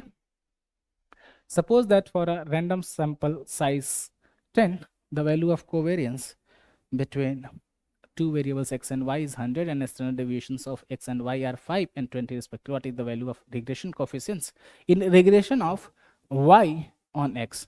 तो regression of y का x पे करना है, so regression coefficient निकालना, so you have byx, so byx this is equal to covariance of x y, covariance of x y divided by variance of x. Okay, so let us see covariance कितना है, covariance is 100, so this is 100, variance कितना है x का 5, तो 5 का सिर्फ 5। Okay, so you will have 100 by 5, that will B, नहीं standard deviation दे रखा है, तो स्टैंडर्ड डेविएशन दे रखा है, तो 5 का square will be the variance, so this will come out to be 100 by 25, this will come out to be 4। Okay, so you will have option number 1 as the right answer. लेकिन अगर मान लो यहीं पे आपसे पूछे correlation coefficient, that is R, तो R के लिए क्या करोगे, R will be equal to covariance of x Y upon sigma X sigma Y. यहाँ पे आप एस एक्स भी लिख सकते हो, एस वाई भी लिख सकते हो, so you will have that as 100 upon 5 into 20, so that will be equal to 1। so अगर R पूछा होता कोरिलेशन कोफिशिएंट तो आप ये फॉर्मूला यूज करते हैं। अगर आपसे regression coefficient, regression of y on x पूछा है, तो जिस पे रिग्रेस करना है उसका वेरिएंस सिर्फ लोगे। ठीक है, अगर यही आपसे एग्जाम में कभी x ऑन y पूछ ले, ठीक है, तो x ऑन y पूछेगा तो नीचे में y का वेरिएंस लेना। ओके, ये डिस्टिंक्शन याद रखना। Now coming on to next question, question number 86. Okay. Between 1901 to 1951 in India, the relative product per worker in industry increased from above average to far above average, and the relative product per worker in agriculture decreased from below average to even further below. So ये आपका industry और agriculture का है। Agriculture में तो हालत ख़राब थी, ठीक है, सो ये बात सही है। इंडस्ट्री में ग्रोथ होना शुरू हुआ था, बहुत सारे नए इंडस्ट्रीज आना शुरू हुए थे, शीप बिल्डिंग की, केमिकल की, आयरन एंड स्टील की, टाटा वगैरह का वहीं से शुरुआत होता है। So you will have this as increasing. Okay, so ये भी सही है। Between 1901 to 1951 in India deindustrialization definitely occurred. नहीं, इस पीरियड में जब ये सही होगा तो ये तो दोनों गलत हो, ये गलत हो जाएगा ना। सो डी इंडस्ट्रियलाइजेशन नहीं, रिलेटिवली स्टेगनेंट था, ठीक है, और यू कैन से थोड़ा बहुत, मतलब इंक्रीज ही किया है, लेकिन डी इंडस्ट्रियलाइजेशन नहीं था। ओके, क्योंकि स्वदेशी मूवमेंट 1905 के बाद शुरू होता है। सो उस समय स्वदेशी मूवमेंट के बाद बहुत सारे इंडियन फॉर्म्स आने लगे। इंडियन फॉर्म्स आने लगेगी तो ऑब्वियस सी बात इंडस्ट्रियलाइजेशन बढ़ेगी। So you will have statement true and statement two as false. Fine. Now coming on to the next question, question number 87। हाँ, यूटिलिटी फंक्शन दिया हुआ है, एमआरएस है। सो एमआरएस के लिए क्या करते हो, इसको एमआरएस का फॉर्मूला आप जानते हो, एमआरएस x1 x2, अगर ये निकालना है so you have to get this as minus of mu x1 upon mu x2, यही करना था। निकाल लो। सो ये कॉप डगलस है, ए बी, तो ए बाई बी तो कहीं आना चाहिए with A negative sign, x1 x2 ये होगा। सो यू विल हैव ए का 3। Okay, so you will have a का 3, कुछ ऐसा है। सो इसको अभी रहने देते हैं, यहाँ पे बी बी कैंसिल हो जाएगा, ए आपका डेरिवेटिव में एक बचा रह जाएगा। So you will have this as something like, इसका आएगा कुछ ऐसा, मैं निकाल ही लेता हूँ। So you will have this as, मैं निकालता हूँ एक बार। Okay, so you can have first के लिए minus of A C x1 का पावर a माइनस 1 x2 का power b upon you have b c x1 का पावर a x2 का power b। So you will have this as c c cancel हो जाएंगे, so you will b minus 1। Okay, so you will have this as ये, ठीक है। So you will have this as, ये ऊपर चला जाएगा, सो बी बी कैंसिल हो जाएंगे, ये ऊपर चला जाएगा तो बी का पावर 1 हो जाएगा, x1 नीचे आ जाएगा। So you will have this case, इसका डेरिवेटिव करते हैं। सो इसके केस में क्या आ जाएगा, माइनस ऑफ, इसका डेरिवेटिव हो जाएगा 1 up 1 into x2 plus 1 divided by, इसका डेरिवेटिव करोगे so you will have this as x1 plus 2 into 1। Okay, so you will have minus x2 plus 1 upon x1 plus 2। Okay, अगर इसका derivative करोगे so इसके लिए आप करोगे so you will have this as a divided by इसकी। Okay, so इसका value हो जाएगा माइनस में b, इसका पावर हो गया x का पावर, x2 का power 1/2, so you will have b into 1/2, then you will have x2 raised to the power minus 1/2, so you will have this as, ये 2 ऊपर चला जाएगा, so you will have 2a upon b, here you will have x2 का power minus half. ठीक है, तो ऊपर आ जाएगा तो x2 का पावर हाफ हो जाएगा, so with a negative sign then this can be written as minus 2a root under x2 upon b। सो इसका आ जाएगा आपका ये, so you will have this as a का 3, b का 1, c का 4 एंड d का 2। So you will have this as option number 3 as the right answer. Okay, now let us see the next question. Question number 88. Okay, let A equal to PQ into minus Q upon P be a 2/2 matrix. The rank of a matrix A is given by RA is 3. अरे यार, जब order ही 2/2 का है तो उससे तो कम ही होना चाहिए रैंक उसका, सो ये 3 हो ही नहीं सकता। अब देखेंगे इसका डिटर्मिनेंट निकाल कर सेकेंड ऑर्डर का, अगर सेकेंड ऑर्डर पे डिटर्मिनेंट अगर उसकी 0 आ जाती है तो 2 भी रैंक नहीं होगा। आप अगर रैंक का कंडीशन देखे होंगे तो आपको याद होगा, matrix A is orthogonal if and only if P square plus Q square equal to 0। Orthogonal के लिए आपका क्या होता है, A into A transpose, this should be equal to identity matrix. ठीक है, सो इसका ट्रांसपोज पहले निकाल लेते हैं। ट्रांसपोज का एक ऑप्शन में भी दे रखा है, transpose of a matrix is given by transpose, so P P same होना चाहिए, ये दोनों आपस में इंटरचेंज होते हैं, क्यू माइनस ए बिल्कुल ठीक है। सो देख लेते हैं, so you have P minus Q, you have Q, you have P, ठीक है, this is A transpose I P, Q minus Q, you have P. So इन दोनों को मल्टीप्लाई करोगे, so you will get this as, इसको इससे, so you will have P square plus Q square, then you have इसको इसको इससे, so you will have P Q minus P Q यानी कि क्यू पी, ठीक है, क्यू पी इससे, so you will have Q P minus P Q, ये cancel हो जाएंगे, ये भी कैंसिल हो जाएंगे, इसको इससे, so you will have Q square plus P square, okay, so you will have this, ये आपका जीरो हो जाएगा, ये यहाँ आपका जीरो हो जाएगा, so you will have this as क्या, P square plus Q square, zero zero, P square plus Q square, ये आ गया। सो अगर ये कंसेप्ट है तो ये आइडेंटिटी मैट्रिक्स कब होगा, जब इसका वैल्यू 1 होगा, इसका वैल्यू भी 1 होगा। So P square plus Q square equal to 1, so this is also correct.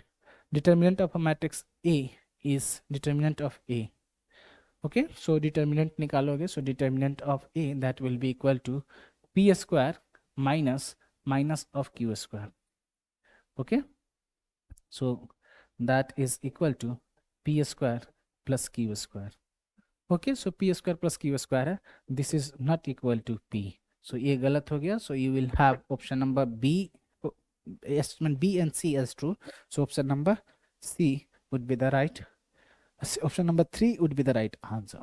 चलो next question, question number 89,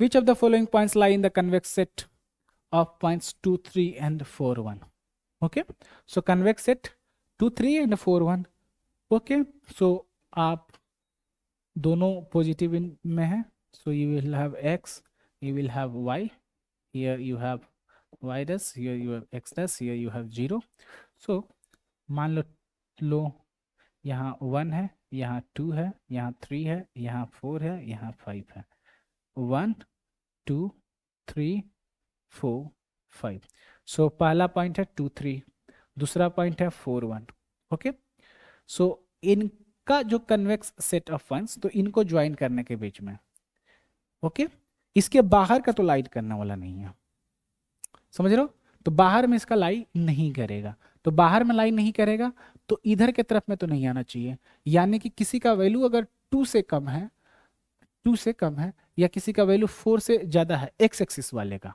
तो वो नहीं होगा, सो 2 से कम किसका है, इसका 2 से कम है, तो इसको हटा दो, इसका कम है, इसको हटा दो, ये दोनों तो गए। नाउ अब y के लिए देखोगे, तो y के लिए देखोगे तो 1 से अगर कम है या 3 से ज्यादा है तो वो इसका पार्ट नहीं बनेगा, तो 1 से कम किसका किसका है? किसी का नहीं है, 3 से ज्यादा किसी का है, सो 3 से ज्यादा भी नहीं, okay, so you are left with these two, 3.6 and 1.4, सो एक मिनट, 2 से कम, 2 से कम ये कैंसिल हो गए, 4 से ज्यादा भी नहीं है, ओके, नाउ अगर इसमें देखते हो 1 से कम, 1 से कम ये दोनों में नहीं है, और 3 से ज्यादा, 3 से ज्यादा भी नहीं है, okay, so these are the two candidates A and C, so you will have these two as the convex combinations, so option number 3 is the right answer, okay, so इस क्वेश्चन में अगर आप मैथमेटिकली करने जाते तो आपका बहुत time लगता, सबसे आसान तरीका 2 पॉइंट लो, दोनों पॉइंट का कन्वेक्स कॉम्बिनेशन ज्वाइन कर लो, ज्वाइन कर लोगे तो कन्वेक्स कॉम्बिनेशन आ जाएगा, ये आपने देखा हुआ भी है।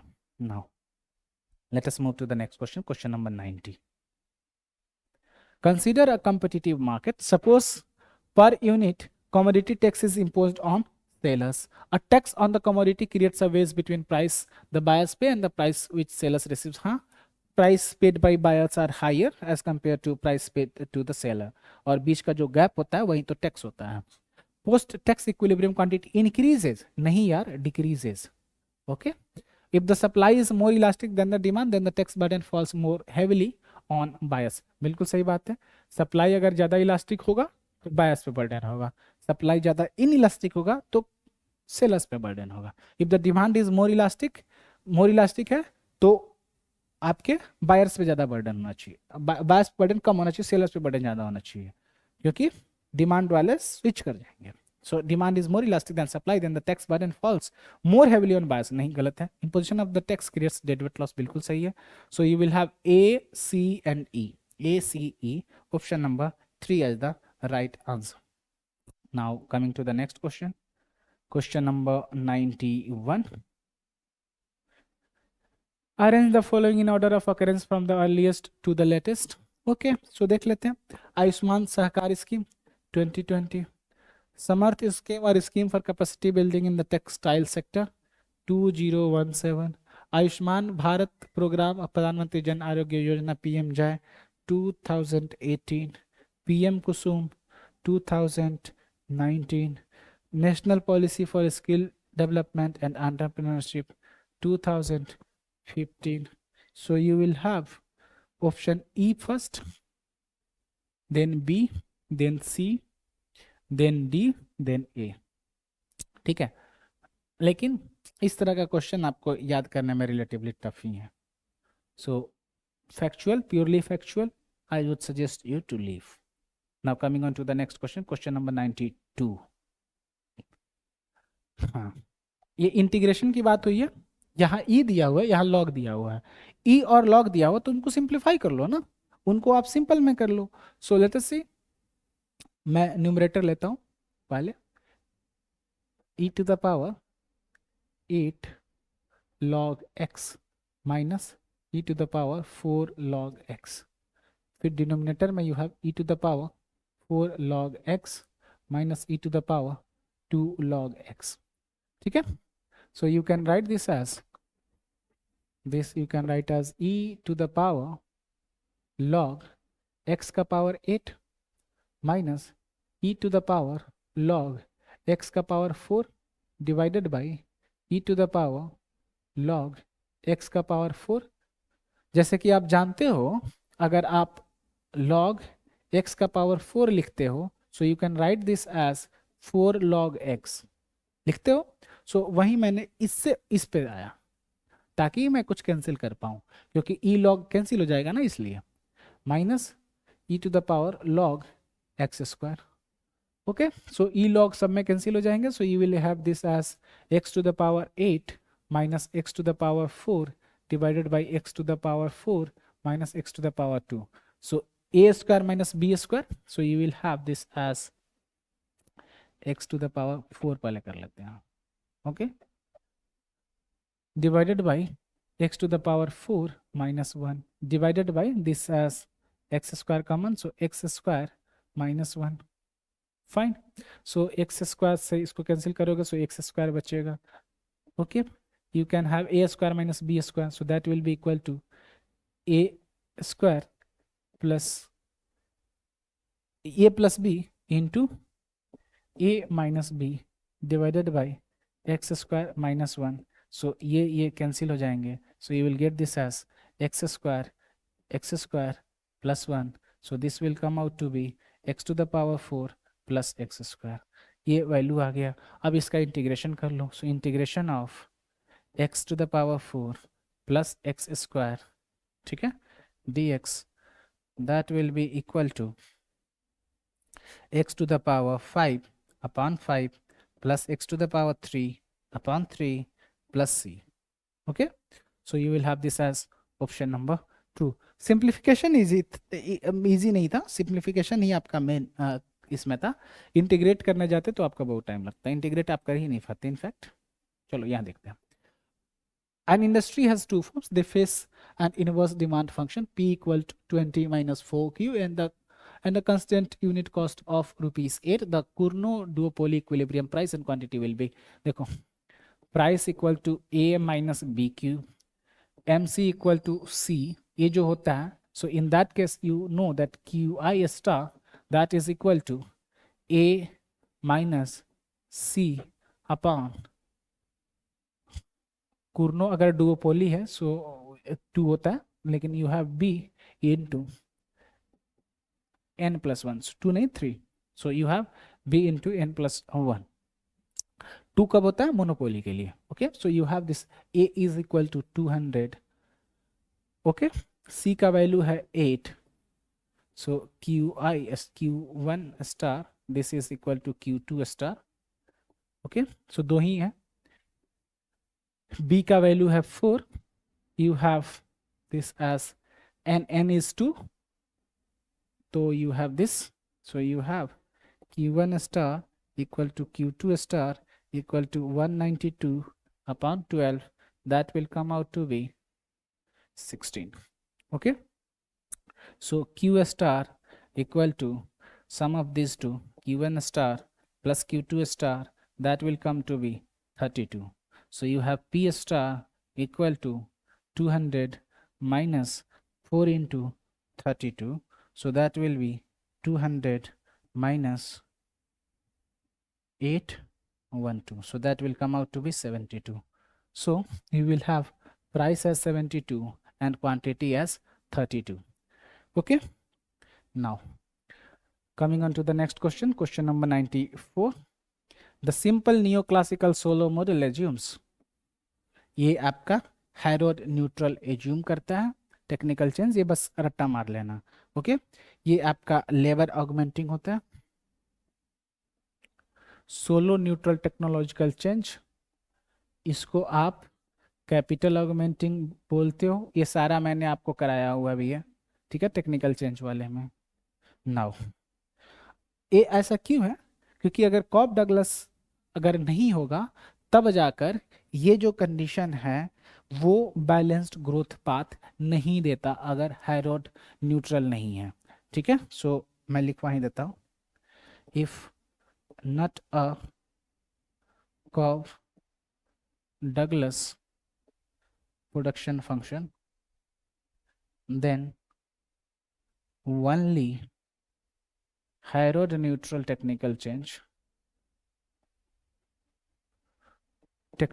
change gives consistent balanced growth path. Okay, so अगर आप मास्टर्स करने दिल्ली स्कूल ऑफ इकोनॉमिक्स में जाते हो तो आपको ये मैक्रो में मौसमी मैम आपको पढ़ाएंगे, मैंने उनसे पढ़ा था। सो उन्हीं के स्टेटमेंट्स में ये कोट करा जब उन्होंने सोलो मॉडल पढ़ाया था। तो ओके, सो अगर ये नहीं होता है कॉप डगलस प्रोडक्शन फंक्शन तो हैरोड न्यूट्रल ही आपका जो बैलेंस्ड ग्रोथ पाथ बताएगा। Okay, so that is why this assumption is important. Now coming on to question number 95. अब 95 जो क्वेश्चन है इंटीग्रेशन का, ये सिंपल सा फॉर्मूला बेस्ड है। So you know integration of a x d x, this is equal to a to the power x upon log a plus c. So you will have this as 100x upon log 100 plus c, option number 1. Fine. Now coming on to the next question, question number 96. dy by dx find करना है, x root under 1 plus y into root under 1 plus x equal to 0 है। तो सबसे पहले क्या करूं, इसको change कर लो। So you will have X 1 plus Y equal to minus Y root under 1 plus Y. Okay, हमें क्या करना है कि एक तरफ y एक तरफ x, उसके बाद हमें आसान पड़ेगा। So you will square this too, so you will have x square into 1 plus y equal to y square 1 plus x. Okay, so you will get this as x square plus x square y, you will get this as y square plus xy square. Okay, so इधर लाते हैं, so you will have x square, then you can have this as minus y square plus x square y minus xy square equal to 0. So you can take here x square minus y square लिख सकते हो, x plus y into x minus y plus इसमें x y common ले सकते हो, so you can write this as x minus y equal to 0. So you can take this as x plus y, okay, x plus y ले सकते हो, fine. मैं यहाँ से x माइनस वाई दोनों तरफ कॉमन निकल जाएगा। ओके, सो आई कैन और सिंप्लीफाई कर सकते हो। तो you can write this as x plus y into x minus y, this is equal to minus of x y into x minus y. Okay, मैं थोड़ा simplify इसलिए कर रहा ताकि जितना ज़्यादा कैंसिल आउट कर पाए उतना ज़्यादा आसान पड़ेगा। तो एक्स माइनस वाई कैंसिल हो जाएगा। एग्जाम में वैसे ये डिफिकल्ट हो जाता है आपके लिए। So X plus Y equal to minus X Y, so X plus Y plus X Y, this is equal to 0। Okay, ये कहानी आ गई। अब चलो एक्स प्लस वाई, सो अब हमें वाई छांटना है, वाई को एक तरफ ले जाना है। So you can have X plus Y common ले लो, you will have 1 plus x equal to 0। So Y को मैं एक्स के टर्म्स में चाहता हूँ, so X will be equal to, और मैं वाई को लिखता हूँ, so I can write this as Y into 1 plus x equal to minus x. So y will be equal to minus x upon 1 plus x. Okay, so y का वैल्यू अगर आ गया तो आई कैन गेट dy by D X. Now यहाँ पे प्रोडक्ट रूल अप्लाई कर लो। सो प्रोडक्ट रूल अप्लाई करोगे, you will have this as 1 plus X का whole square, you will have this as, एक तो माइनस साइन यहाँ आ जाएगा, then you will have 1 plus X into इसका डेरिवेटिव हो जाएगा 1, then you will have minus x into इसका डेरिवेटिव भी हो जाएगा 1। सो अगर इसी को अगर आप ऊपर लिखना चाहते हो, so you can write this as d y by D x equal to minus, you will have this as 1 plus x, here you will have minus x divided by 1 plus x का whole square, so this will coming out to be minus 1 upon 1 plus x whole square. So option number 1 will be right answer for this particular question. Okay, थोड़ा सा confusing था लेकिन doable था। Simplify करने की कोशिश करना, अगर सिंप्लीफाई कर पाते हो तो ठीक है, नहीं कर पाते हो तो ज़्यादा टाइम मत लगाना, छोड़ देना। Suppose the slope coefficient in regression of y on x is 15. What will be the slope coefficient in regression of y plus 10 on x minus 5? Okay. So b y का x पे, तो b y x, this is equal to covariance of x y upon इसका क्या था, variance of x, यही था। Similarly you will have b of y plus 10 x minus 5, this is equal to covariance of, this is what you have as y plus 10 or x minus 5 divided by variance of x minus 5. Okay, सो इन दोनों में जो भी अगर आपका ए x plus B करते हो, okay, सो उस उसमें अगर ए की वैल्यू 1 है तो वेरिएंस सेम ही रह जाता है। सो वेरिएंस सेम ही रह जाएगा, कोवेरिएंस इन दोनों में कोई चेंज नहीं हुआ है, क्योंकि अगर अगर आपका x और y, ठीक है, x और y किसी से रिलेटेड है, आपस में रिलेटेड है, ओके, कुछ कोवेरिएंस है उनका। अगर x में कुछ वैल्यू ऐड करते हो, y में कुछ वैल्यू आप माइनस करते हो, तो उनके बीच का कोवेरिएंस कुछ भी चेंज नहीं होगा। जब कोवेरिएंस चेंज नहीं होगा, वेरिएंस चेंज नहीं होगा, तो वैल्यू तो सेम ही आनी चाहिए। सो अगर ये वैल्यू 15 है तो ये भी वैल्यू 15 आना चाहिए। So you will have this as option number 3। Okay, now coming on to the next question, question number 98. Suppose the distribution of weights of students in a college is normal with mean 60 kg and a standard deviation 3 kg. Which of the following areas from the standard normal distribution gives the probability of a randomly selected student having weight less than 66 kg? Okay, so इसके लिए सबसे पहले आप normal distribution बना लो। Normal distribution का mean जो जानते हो आपका 60 हो गया, 60 के बाद कहीं 66 होगा। ओके, सो ये आप जान गए। अब ये 66 होगा, so Z is equal to, you know this as X minus X bar minus mu upon standard error, यही होता है। ओके, सो ये आप जानते हो। So you have standard deviation या स्टैंडर्ड एरर बोलो। So you have X bar कितना है यहाँ पे, अगर इसको मैं सिंपल भाषा में लिखूं, so I can have this as X minus X bar upon standard deviation. So in this case you have X equal to 66, X bar कितना है 60, स्टैंडर्ड डेविएशन कितना है 3, सो जेड का वैल्यू कितना है 2, जेड का वैल्यू 2 है, तो जेड का ही वैल्यू में तो आंसर दे रखा है। सो अब 66, अब वेट लेस देन 66 केजी, यानी कि 66 केजी के लेस वेट, सो 66 के करस्पॉन्डिंग जेड का स्कोर है 2, तो 2 से कम, यानी कि area to the left of z equal to 2, so option number 2 would be the right answer. Now coming to question number 99, if you draw a random sample of size 25 from a population whose standard deviation is 10, what will be the standard error of the sample mean? ठीक है, so sample का size 25 है, n is 25, standard deviation this is equal to 10, okay, so sigma is equal to 10।